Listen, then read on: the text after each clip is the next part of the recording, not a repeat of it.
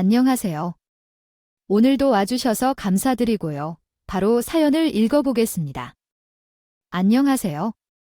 오늘 제가 들려드릴 이야기는 조금 충격적일지도 모르겠네요.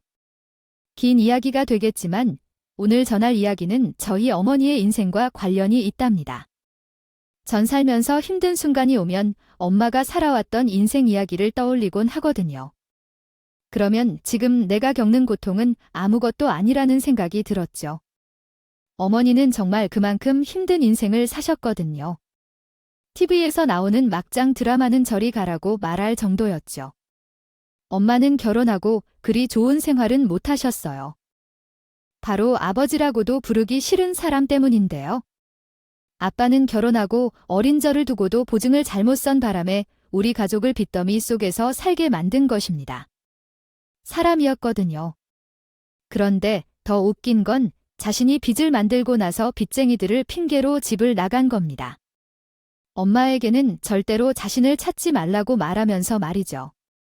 엄마는 맨몸 하나로 어린 저를 혼자서 키워야 했고 그 바람에 생활고는 이로 말할 수 없었어요.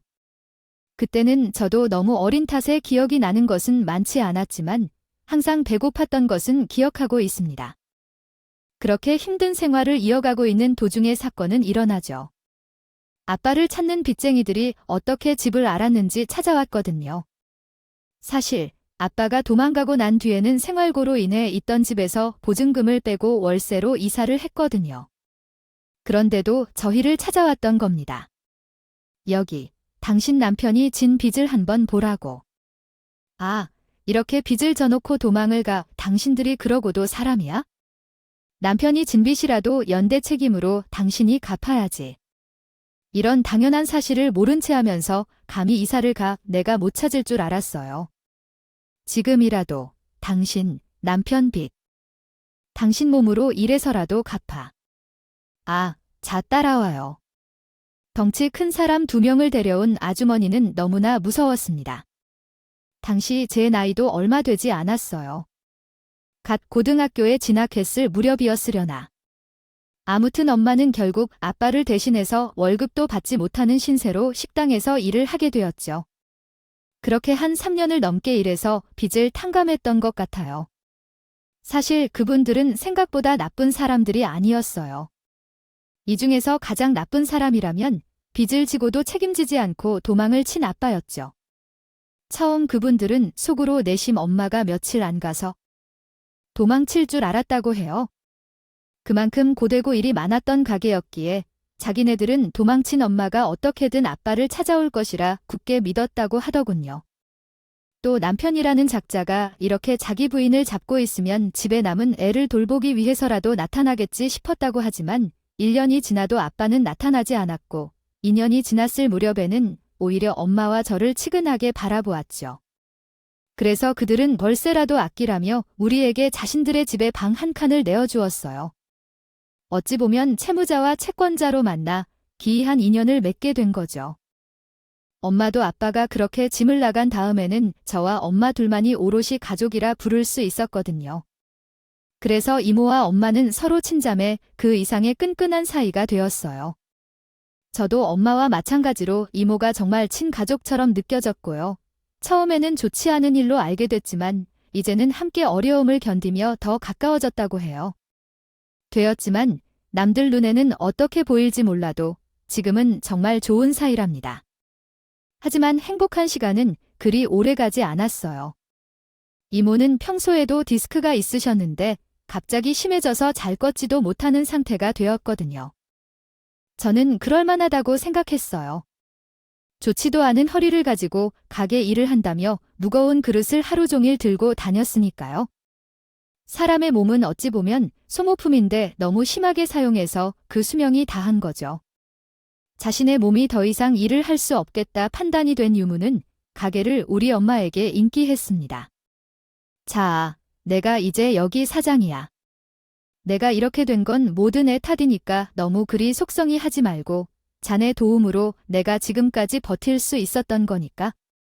이제 사장님만큼 자네가 하고 싶은 일을 한번 해봐. 저번에 왜 만들고 싶다던 메뉴도 있잖아. 내가 다 허락할 테니까 앞으로는 자네 뜻대로 한번 가게를 꾸며가 보게. 이모는 엄마한테 이렇게 말한 후 상냥한 표정으로 저를 보며 말했어요. 다만 내가 걱정인 것은 자네 딸이야. 이렇게 예쁜 딸인데 내가 이렇게 돼서 이제 고생길을 열리게 생겼으니 말이야. 조금이라도 더 버텨서 자네 딸이 시집갈 때까지는 정정하고 싶었는데. 아, 인생이라는 게 참 내 마음대로 돌아가지 않는 게 너무 안타깝네. 내가 자식이 없어서 그런지 자네 딸이 정말 내 딸 같다는 생각이 들었는데 말이야. 이모는 이제 남은 것은 내 결혼밖에 없다는 말을 하면서 내 결혼까지 자신이 버티지 못한 것을 너무 미안하다고 하는 겁니다. 정말 좋은 사람이죠. 저도 이모와 마찬가지로 이모를 엄마만큼이나 좋아하고 있어요. 물론 이모도 엄마가 저를 생각하는 만큼 저를 자기 딸로서 여겨주었고요. 어느 정도였냐 하면요. 어릴 때는 제가 어디 가서 아빠 없는 애라는 소리 들을까 봐 어디 가서 기라도 죽을까 봐 우리 엄마가 이 가게 사장이라며 추켜 세워주기도 했어요. 엄마는 그럴 때마다 그러지 말라며 이모를 말렸지만 이모는 애들은 이렇게 기를 채워줘야 바르게 큰다며 오히려 엄마를 설득했었죠. 그래게 친구들은 저를 그래도 어느 정도 잘 사는지 매구나 싶어서 놀리거나 건드리지 않았어요. 이모는 알았던 거죠. 학교에서 없는 집 자식, 거지, 빚쟁이 아빠를 둔다는 소문이 돌면 따돌림을 당한다는 것을요. 그래서 이런 거짓말을 하고 다녔던 거고요. 또 이모는 저를 대학에 보내야 한다며 모아둔 대학 등록금을 선뜻 내어주기도 했어요. 엄마는 이모의 행동에 자신도 모아둔 아이 등록금이 있다며 말렸지만요. 이때도 이모는 엄마에게 이렇게 말했죠. 그 돈은 아껴도 내가 당신을 3년이나 너무 월급도 안 주고 부렸는데 이렇게 큰 돈을 쓰면 너의 딸은 어떻게 되겠어? 대학이라는 곳이 우습게 보일 수 있지만 아이는 정말 무서운 곳이야. 부모로서는 자식이 대학에 들어갈 때 어느 정도 비상금은 챙겨두는 게 좋아. 그래서 이번 대학 등록금은 우리 딸에게 주는 내 선물로 생각해 받아줘. 알겠지? 이전에도 그랬지만 대학에 들어가고 나서부터는 이모가 나의 또 한 명의 엄마라고 생각하며 따랐어. 이모가 나를 친딸로 생각하듯 나도 이모에게 진짜 딸이자 가족이 되어주고 싶었거든. 아무튼 이모는 허리디스크로 인해 수술을 해야 했고 병원 신설을 할 수밖에 없었어. 나는 바쁜 엄마가 되어 가게를 운영하면서 항상 이모의 병원에 들렀다가 집으로 왔어. 하지만 가게를 운영하게 된 엄마는 매번 전보다 늦게 집에 왔어. 그날은 너무 늦은 시간까지 가게에서 엄마가 돌아올 생각을 안 해서 다시 가게로 나가보게 되었습니다. 엄마는 주방에서 혼자 음식을 만들고 있었죠. 엄마, 이렇게 늦은 시간까지 뭐 하세요?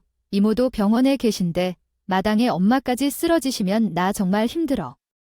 가게 운영이 쉽지 않다는 건 알지만 엄마도 적당히 일하셔야 오래 일할 수 있어요. 전부 다 무리하는 것 같은 엄마의 모습이 정말 걱정이 되었거든요. 하지만 엄마는 그런 제 걱정에도 얼굴 표정이 어두워지며 이렇게 말하더군요. 나도 그랬으면 좋겠지만 예전에 언니가 운영했을 때보다 요즘 가게 손님이 너무 줄었어. 매출도 절반 정도 떨어졌고 시기가 이래서 그런지 가게에 오는 손님들도 계속 줄어드는 것 같아. 그래도 언니가 내게 믿고 맡긴 가게인데 열심히 해야지. 그래서 지금 배달로 할 수 있는 메뉴는 없을까? 매일 연구 중이란다. 이게 잘 되면 어찌 이 난간에 극복할 수 있을까 하고 말이야. 엄마의 고민이 이해는 갔어요. 요즘 사람들이 밖을 잘 다니지 않는 것은 맞았으니까요. 그래서 그런지 배달을 위한 새 메뉴를 개발한다는 엄마의 모습은 굉장히 절박해 보였어요. 저는 조용히 엄마를 옆에서 응원하기로 했습니다. 그렇게 탄생한 엄마의 신메뉴는 출시한 지 2개월 만에 사람들에게 좋은 반응을 얻어냈고 배달 주문도 계속 받고 있었어요. 인터넷에 입소문도 퍼지다 보니 이제 주문량은 전보다 훨씬 많이 늘었고요. 예전 가게를 운영할 때만큼 매출이 회복되기 시작했어요. 하지만 그렇다고 엄마가 일을 줄인 것은 아니었어요. 배달로 인해 이익을 남기기 위해서는 보다 많은 매출을 필요로 했거든요. 그래서 아침부터 새벽 2시가 넘는 시간까지 가게 운영 시간을 늘려야 한다는 생각으로 더 많은 주문을 받기 시작했어요. 하지만 그만큼 엄마의 건강은 점점 나빠지고 있었죠. 집에 오면 기절해서 잠들기 반복했고, 심지어 밥을 제대로 먹을 시간도 없어서 하루 한 끼로 지내는 날도 많았고요.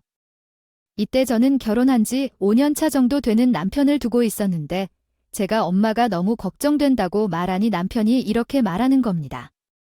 얘야, 네가 뭘 몰라서 그래?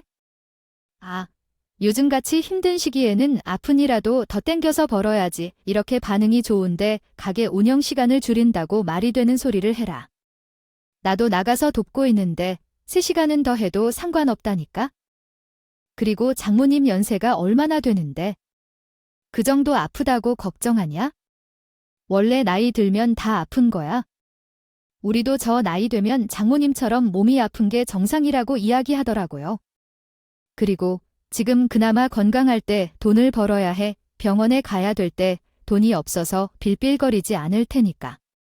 그러니까 파스타라도 부쳐가면서 일하시라 그래. 이런 교회가 2번 오는 줄 알아? 돈돈 하면서 돈만 생각하고 우리 엄마는 뒷전인 남편이 야박했어. 뉴스에서나 보던 악덕 사장이 여기 있구나 싶었죠. 하지만 남편은 자신의 고집을 꺾지 않았고 운영 시간은 새벽 2시가 아닌 새벽 5시까지 늘어나게 되었죠. 이때 수술을 끝내고 회복 중이던 이모가 갑자기 저에게 연락이 왔어. 이, 오늘 나랑 어디 좀 가자. 너희 엄마한테는 말하지 말고 너희 남편도 모르게 슬쩍 잠시만 나와 보렴. 알겠지?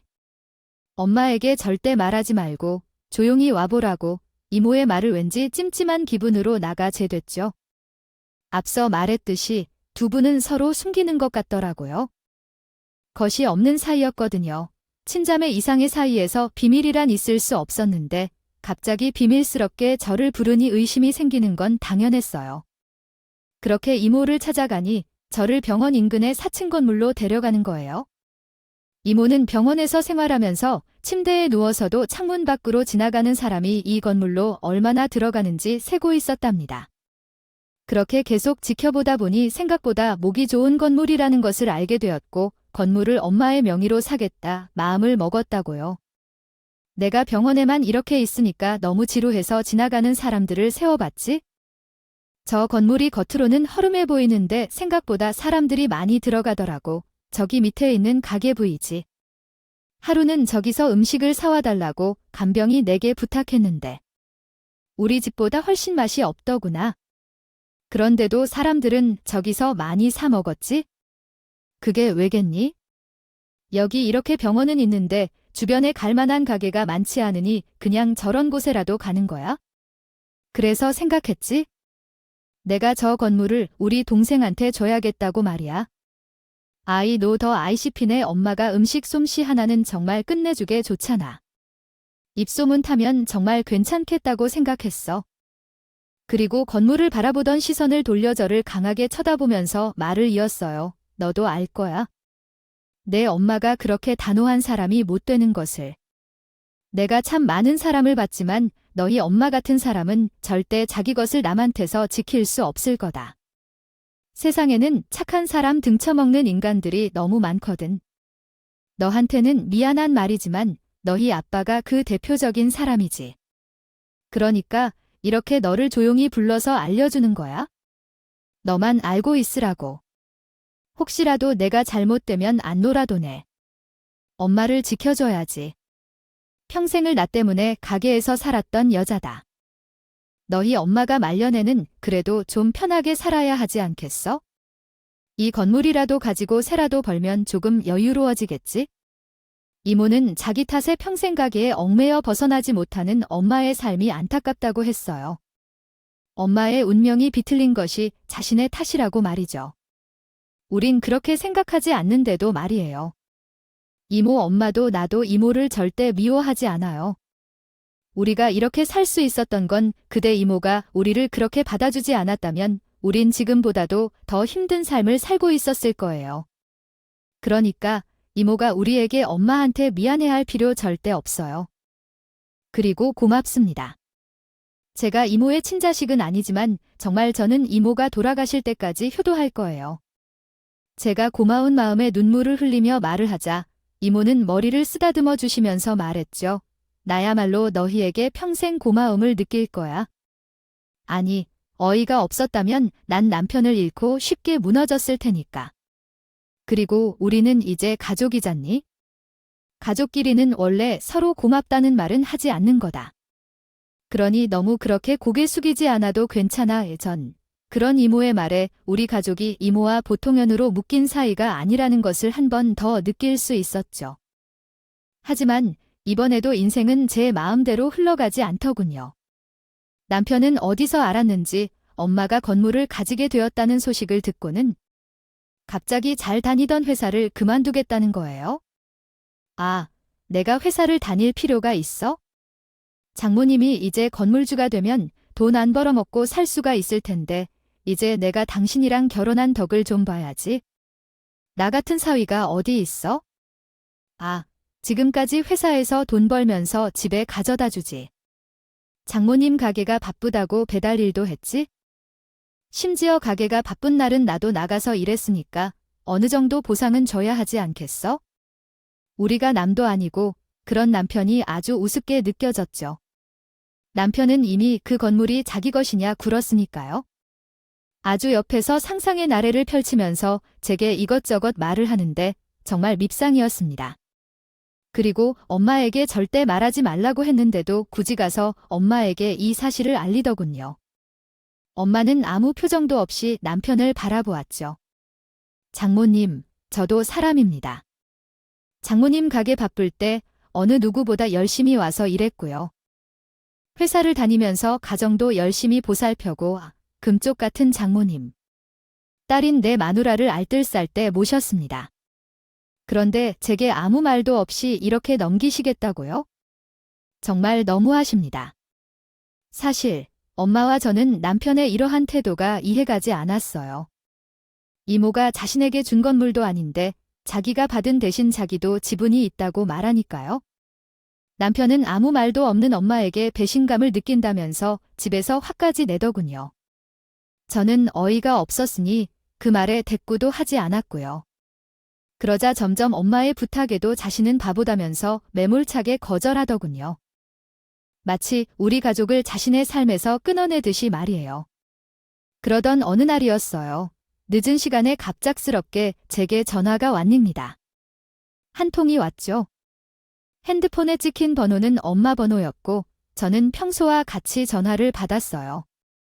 하지만 제게 전화를 한 사람은 응급실 간호사였습니다. 지금 여기 병원으로 좀 오셔야 할 것 같습니다. 어머니께서 조금 위급하신 상황이에요. 엄마가 위급하다는 말에 한 걸음에 병원으로 달려갔고 수술실 앞에서 엄마를 기다렸어요. 엄마는 늘어난 배달 탓에 혼자 소화하려고 했다가 맞은편에서 달려오는 차와 사고가 났다는 거예요. 저는 너무 슬픈 나머지 눈물이 눈에서 뚝뚝 떨어지면서 연것 같은 시간을 수술실 앞에서 보냈던 것 같네요. 하지만 신도 무심하신지 어머니는 그렇게 돌아가셨습니다.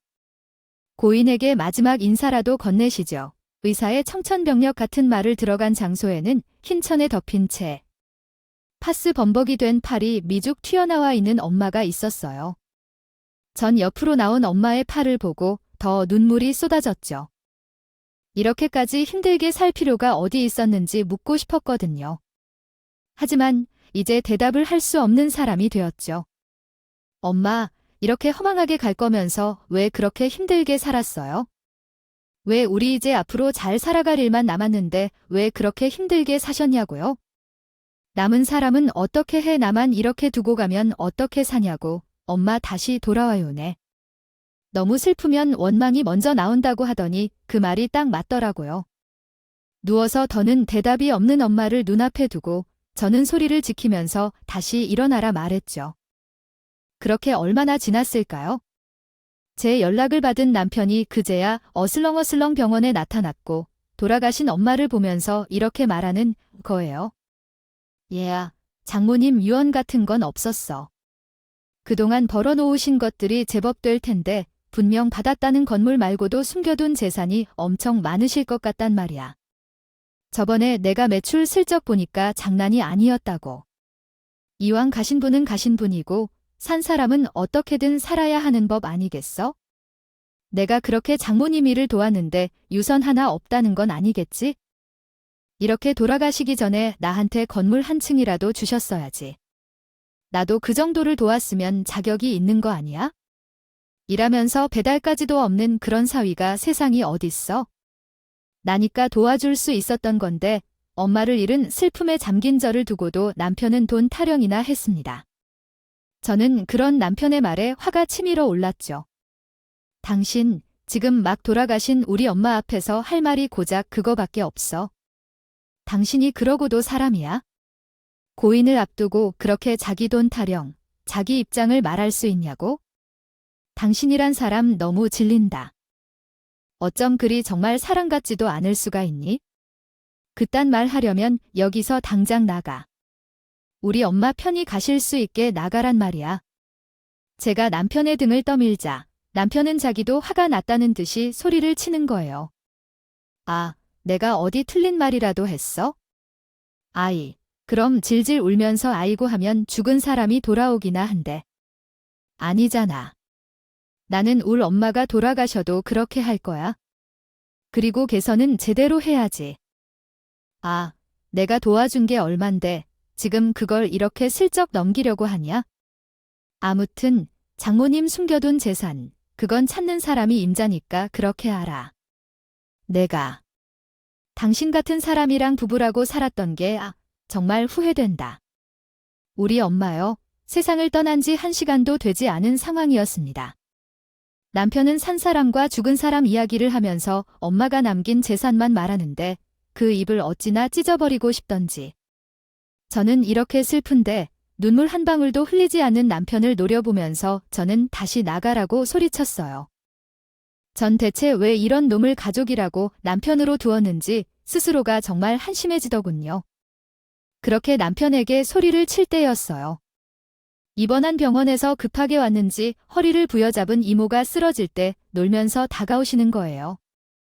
저는 그런 이모도 큰일이 날까 싶어 얼른 가서 푸축했습니다.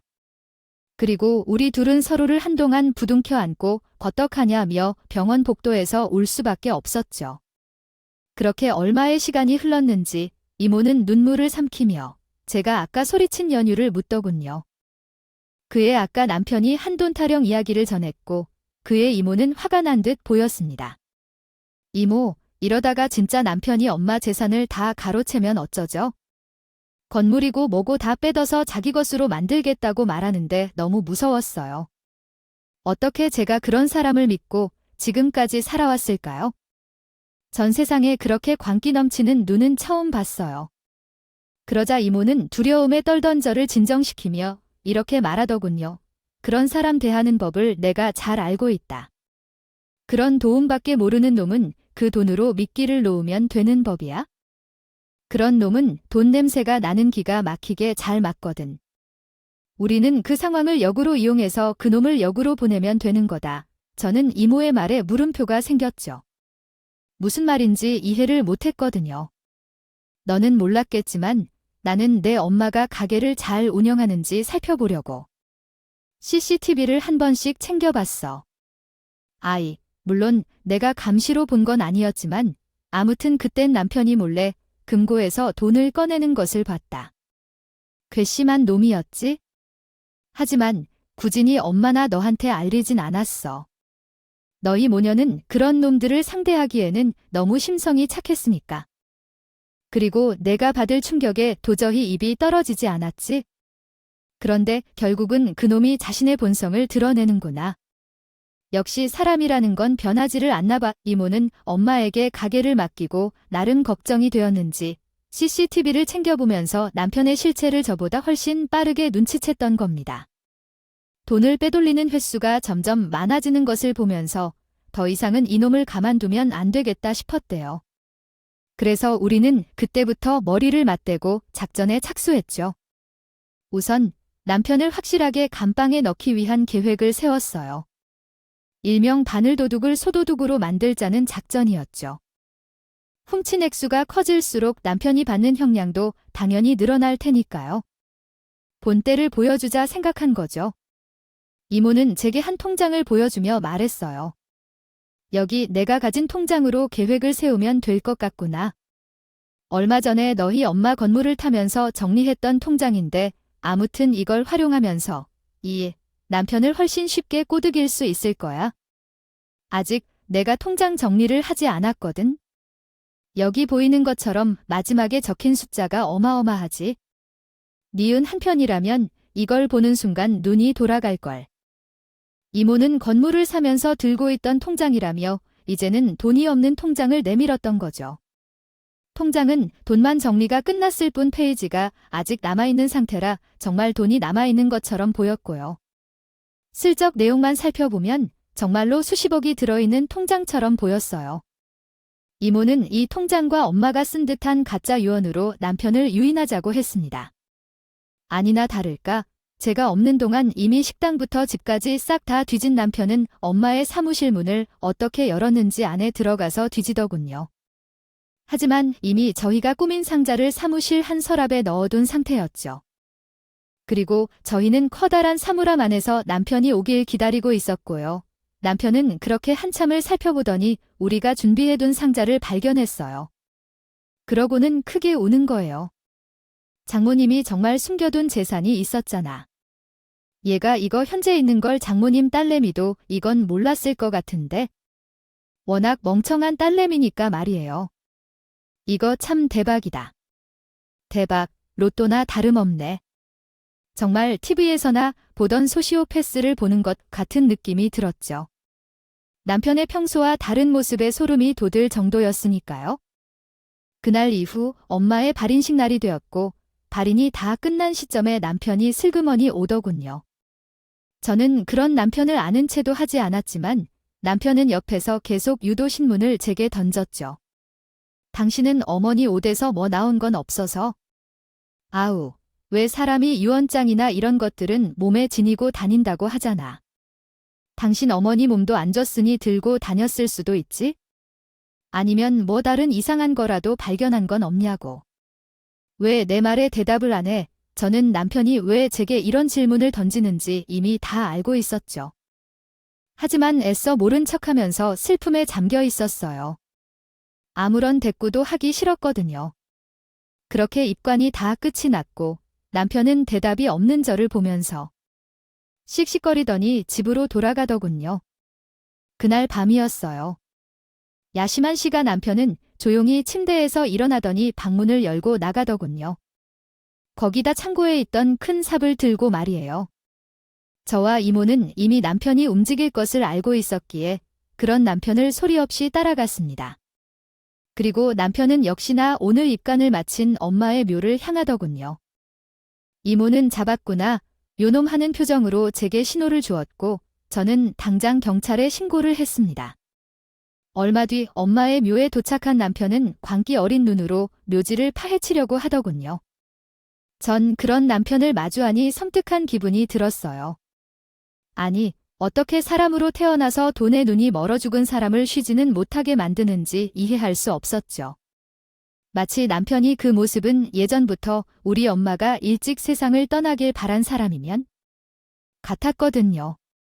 화가 나고 당장 뛰어나가 남편의 멱살을 쥐고 흔들고 싶었지만 참았습니다. 내가 행동을 하면 모든 것을 망칠 것이라는 생각 때문이었죠. 그러다가 저 멀리서 불빛이 반짝이는 것이 보이더군요. 저는 얼른 카메라 플래시를 터뜨리며 경찰분들에게 여기라고 신호를 주었습니다. 남편은 플래시를 흔드는 저를 발견하고는 놀라서 그대로 달아나려 했지만 우리가 미리 묘지 위치를 경찰에게 알렸기 때문에 앞서 나와 있던 경찰이 남편에 막아섰어요. 남편은 그런 경찰을 보고 도망칠 수 없다는 판단을 했는지 순순히 답을 내려놓고 잡히더군요. 현장을 바로 덮쳤기에 변명의 여지가 없는 상황이었죠. 게다가 경찰이 묘를 파헤치는 상황이다면? 지켜봤고요. 이렇게 상황을 만든 것은 다 이모의 계략 덕분이었어요. 이모는 가게를 하면서 수많은 사람을 만나고 겪은 탓에 사람 보는 눈이 정말 좋았거든요. 이모가 예언했던 일이 그대로 실현된 것이 바로 이 상황이었죠.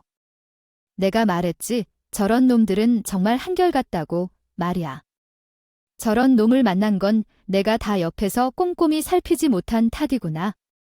내가 좋다고 해도 그 찜찜한 마음이 들었던 그때 말렸어야 했는데 이모는 잡힌 남편을 보면서 저를 위로해 주었어요.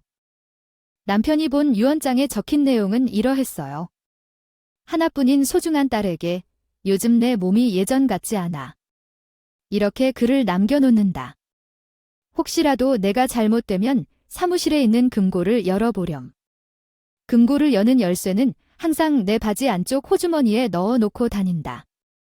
이렇게 먼저 떠나는 날 용서해주렴. 딸을 사랑하는 엄마가 누가 보면 일상적인 편지처럼 보이는 형식이었지만 평소에도 엄마와 저는 이런 내용의 편지를 주고받았기에 남편은 의심하지 않았죠. 그래서 가짜 유서에 적힌 대로 엄마의 바지에 자기가 가져간 금고 열쇠가 있을 것이라 생각을 했을 테고요. 실제로 그 바지는 엄마가 애정하는 바지여서 묘에 함께 묻었거든요. 그러니 그걸 같이 본 남편은 장지가 끝나면 몰래 혼자 와서 바지 속 열쇠를 가져가려고 했던 모양이었어요. 그러니 이렇게 묘를 파헤치러 엄마의 묘지에 왔던 거고요. 입관하던 날 저에게 답을 듣지 못했으니 이렇게 하는 게 훨씬 빠르겠다 싶었겠죠. 잡힌 남편은 억울하다며 증거로 가짜 유언장을 제출했고 저는 반박하기 위해 진짜 엄마의 친필 편지를 제출했습니다. 가짜 유언장은 제가 엄마의 글씨를 따라서 쓴 것이었으니 당연히 펼쳐는 다를 수밖에 없었죠. 남편은 이게 아닌데 하면서 지금 상황을 믿을 수 없다는 듯이 혼자서 중얼거렸고 이모는 그런 남편의 모습에 그간 남편이 우리 가게에 금고에 손을 댔던 CCTV 자료를 추가 증거로 경찰에 제출했어요. 남편은 우리가 처음 계획했던 대로 단일 도둑에서 소도둑이 되었어요. 우리가 짠판에 그대로 춤을 췄던 거죠. 이후 남편은 그날 사건으로 인해 분묘발굴죄로 징역을 받게 되었어요. 조상을 중히 생각하는 우리나라에서는 남의 묘지를 파헤치는 것은 정말 엄격하게 다스리고 있거든요. 게다가 가게에서 상당한 양의 돈을 훔쳐갔으니 절도죄도 함께 받았죠. 자기가 옥에 가야 하는 상황이 되자 남편은 제 앞에서 그제야 무릎을 꿇으면서 모든 게 오해라며 체걸복걸 하더군요. 여보, 어떻게 당신이 내게 이럴 수가 있어. 그때 가게에서 대구 간 돈은 그냥 내가 이런 대가를 챙긴 것뿐이야. 그리고 당신, 어머니 묘를 파헤치려 했던 게 절대 아니라니까. 아니, 그냥 낮에 있거나 할 때 그 주변에 그 흙이 제대로 정돈되지 않아서 문득 생각나서 갔던 거라고.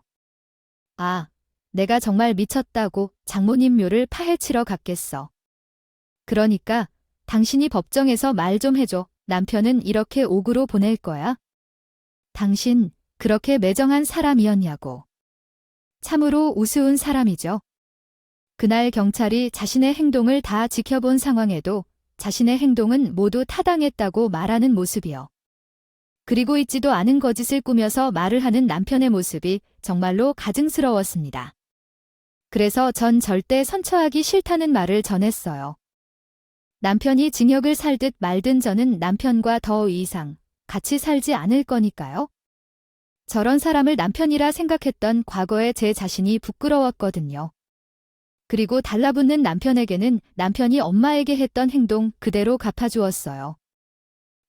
묘지를 훼손할 생각이 없었어. 당신이 발견한 그 유서 말이야. 그거 우리 엄마가 남긴 거 아니야? 알아들어. 당신이 그렇게 좋아하는 돈 말이야. 그거 다 이제 내 거니까 나랑 이모가 관리할 거니까 손댈 생각도 하지 말고. 난 당신 같은 사람이랑 이제 부부 사이 안 해. 내가 벌 받아서 옥에 가는 사람이랑 왜 부부로 살아야 해? 주제를 모르는구나. 당신 이제 옥에 들어가서 돌아가신 우리 엄마한테 싹싹 빌면서 지내봐. 나오면 한 톨도 당신에겐 줄 수 없으니까. 그렇게 저는 남편을 보냈고 그곳에 보냄과 동시에 이혼 소송으로 이혼까지 잘 마무리 지었어요. 그리고 동시에 다른 꿈을 꾸기 시작했어요. 기구하고도 애처로운 삶을 살았던 엄마의 인생을 내가 다시 시작해보고 싶었거든요.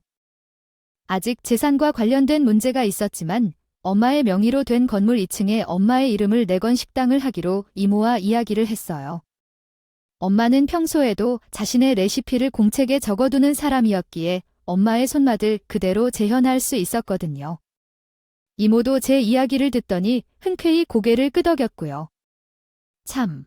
그리고 전 남편과 이혼 절차를 밟을 때 이전 시모가 찾아와 본인을 봐서라도 한 번만 용서를 해달라고 재산 분할이랑 위자료는 줄 돈이 없다고 사정을 하셨어요. 본인 아들 변호사 비용으로 돈이란 돈은 다 끌어서 썼다고요. 근데 이런 이전 시모의 말도 어이가 없었어요. 없었어요. 저희 엄마 돌아가셨을 때 얼굴 한 번 내비치지 않았거든요. 그러면서 이제 와서 자기 아들을 용서해달라고, 그것도 위자료 한 푼도 넘겨줄 수 없다고 말을 하는데 저한테는 씨알도 안 먹혔죠. 저는 그런 이전 시모를 문전박대하고 법대로 진행했어요. 이게 다 엄마의 사랑이겠죠? 그래서 더욱 열심히 가게를 번창하려고 노력하고 있습니다. 앞으로도 꿈은 엄마의 가게가 전국에 생기는 거예요. 정말 쉽지 않은 길을 걷게 되겠지만 어떻게든 노력하면 꿈이 이루어지겠죠. 이모도 제 옆에서 이렇게 도와주고 계시니까요. 저는 엄마의 이름을 걸고 하는 만큼 부끄럽지 않도록 가게를 운영할 생각이에요. 그리고 얼마 전에는 새로운 사람을 알게 되었어요. 저와 같이 가게를 하시는 분인데 전 남편과는 다르게 도리를 아는 사람이었죠. 이야기를 하다 보니 우리 엄마와 비슷한 사람이더라고요. 저도 어쩔 수 없는 게 돌아가시고 나서는 매일 엄마를 그리워하다 보니 이렇게라도 비슷한 사람을 만났나 봅니다. 조금 부끄럽지만 지금은 결혼 이야기 없이 연애를 먼저 하자고 제안한 상태예요. 둘 다 아직 젊은 나이에 창업을 했으니 결혼은 이르다고 판단을 내렸거든요. 그리고 이번에는 만나는 사람을 이모에게 미리 보여주었죠. 이모는 만나고 있는 남자를 보고는 괜찮다고 눈으로 슬쩍 신호를 주더라고요. 그래서 저도 안심하고 만나고 있습니다. 어떠셨나요? 우리 가족의 깊은 삶에 대한 이야기 잘 들으셨나요? 어느 분은 제 이야기가 못마땅하게 느끼셨을 수도 있고 어떤 분들은 깊다고 느끼시는 분들도 계실 것입니다. 같아요.